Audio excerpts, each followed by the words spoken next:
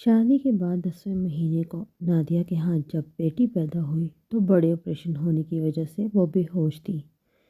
اس وقت اس کا شوہر، ساس اور نند گھر واپس جا چکے تھے کیونکہ ان کو بیٹی کی ضرورت تھی۔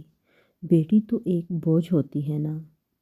ہسپتال سے نادیہ کے والدین اس کو گھر لے آئے، 40 دن تک گھر میں رکھا۔ بلانے کے باوجود وہ لوگ نہ آئے۔ بالآخر خاندان کے بڑوں کے کہنے پر نادیہ کا شوہر نادیہ کو گھر واپس لے تو آیا، مگر شادی کے پہلے سالگرہ کے موقع پر طلاق نامہ دے کر بچی سمیت نادیہ کو ماں کے گھر بھیج دیا۔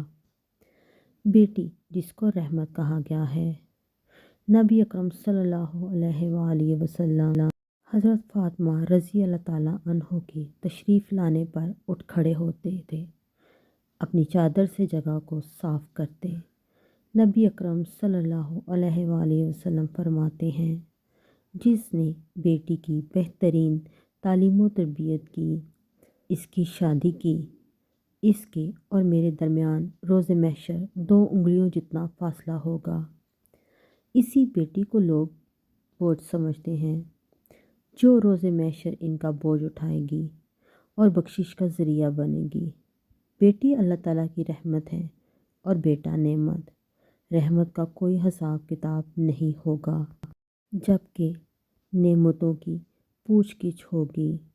ہو سکتا ہے کچھ لوگ بیٹی روز قیامت کے دن بوجھ اٹھانے والی بات پر اعتراض کریں تو احادیث پڑھ سکتے ہیں۔